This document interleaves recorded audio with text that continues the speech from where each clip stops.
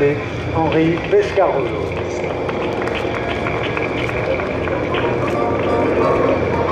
Ouais, non, c'est pas des low-kicks, ça y ressemble, mais les low-kicks sont beaucoup plus beaux. Ce sont des Beechcraft. Et c'est des...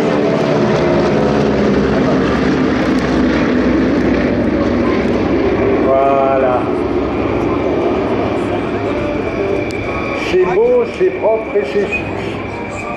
Les pilotes sont beaux, propres et fixes. Les avions sont magnifiques, mais ils sont américains, nés à la Suisse, c'est-à-dire polichés, bien sûr un DC-3, vous en avez vu un tout à l'heure, mais celui-là est aux couleurs mythiques de la mythique mais disparue Swissair, qui était une des compagnies aériennes légendaires de l'histoire de l'aviation. Et dans ces ailes et derrière, ce sont 3 Beech 18, des Beechcraft modèle 18, également petits avions de ligne à l'époque.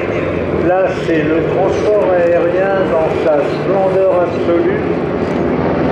Le transport aérien de la fin des années 30, surtout immédiat après-guerre, des années 45 à 55 à peu près.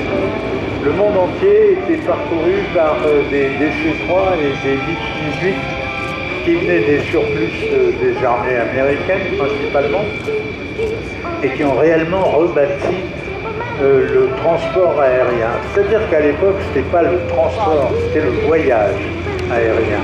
Et le voyage, c'est beaucoup plus romantique et poétique que le transport. Le transport, c'est plus moderne. Bon, c'est autre chose, ça a son charme.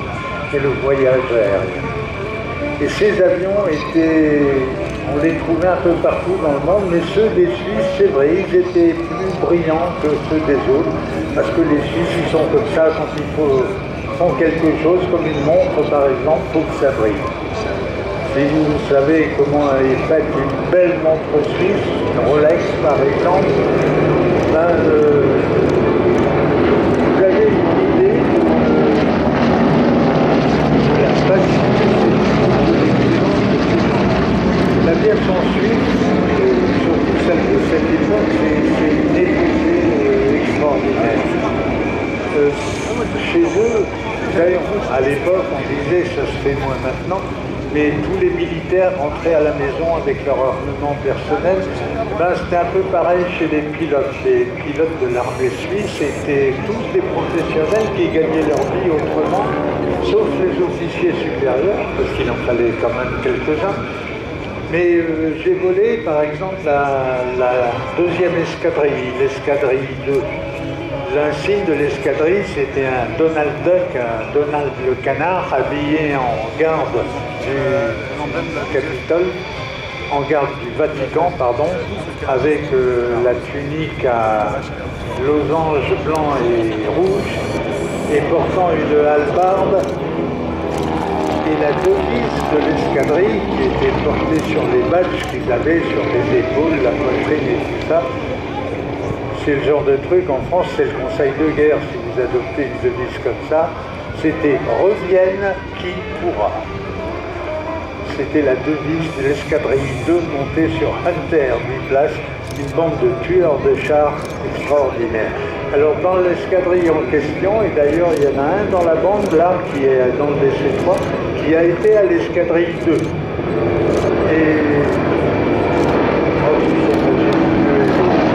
Et donc, dans la bande, il y avait un professeur.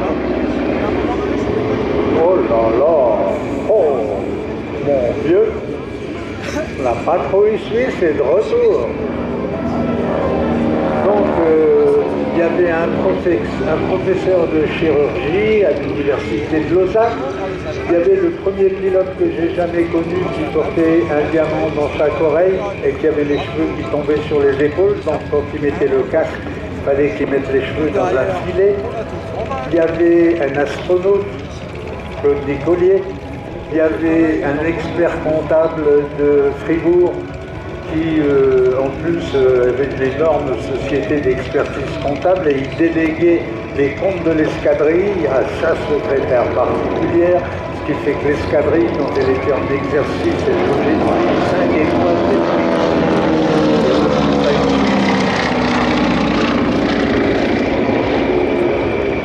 la plupart de ces types-là, après leur temps militaire, ben, soit ils rentraient, et puis oui, dans la bande, il y en a un avec qui j'avais volé, et elle est superbe, hein, leur présentation. Il y en a un avec qui j'avais volé, et bravo, magnifique. Et qui m'avait avoué qu'indépendamment le fait d'être pilote de Hunter, l'avion d'attaque au sol le plus dévastateur de l'époque, et ils ont inventé une figure à la patrouille suisse qui s'appelle la boîte à lettres. La boîte à lettres, c'est facile, vous mettez 8 avions qui viennent de face et un 9e qui vient en face et qui passe au milieu des vues, qui décroche 1400 à l'heure de vitesse combinée, c'est suisse. Ça se fait. Le problème de la Suisse, c'est que c'est quand même un pays où la folie furieuse a été érigée en mode de vie nationale. À certains moments, on se dit, tiens, qu'est-ce qu'ils vont nous faire les trois 18 et un des... Voilà la boîte à lettres. La grande boîte à lettres. Voilà. Ça fait compte. Et dire qu'on fait confiance à ces gens-là pour gérer nos économies. Voilà. Ils sont arc-boutés sur les freins de l'avion, ils essayent d'arrêter le total, mais c'est parfois pas facile. Les pistes suisses sont toujours faux. Ils étaient les pilotes de cette patrouille sublime à base d'avions de ligne. C'était Hans Herzog, qui était commandant du DC-3, et Nick Gameter, qui était son copilote. Un des Beech 18 était piloté par Benedict Kissling, l'autre Beech 18 par Hugo Matisse et Nicolas Mistelli, et le dernier Beech 18 était piloté par Philippe Müller.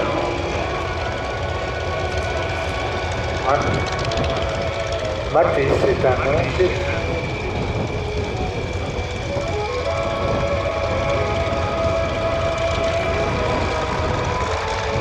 Dans quelques instants, si vous avez des bouchons sur les oreilles, mettez les bouchons dans les oreilles. Large. Dans quelques instants, rafale.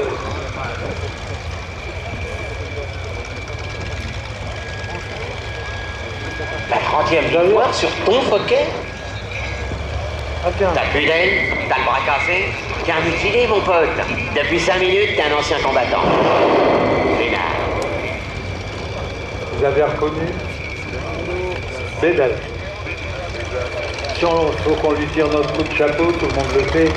Il se trouve que quelques-uns d'entre nous qui avons volé, nous volons encore à la Ferté-Allée, nous nous souvenons de ces tournages épiques, comme celui de l'As des As, où il voulait absolument le Bébel monter sur l'aile de l'avion, lui et le pescadeur, et où il se faisait.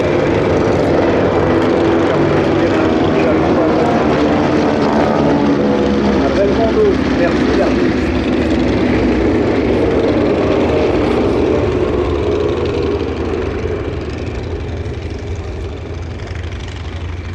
Et c'est cela qu'on va voir cet après-midi, ici, à Melun, pour le Air Legend 2021.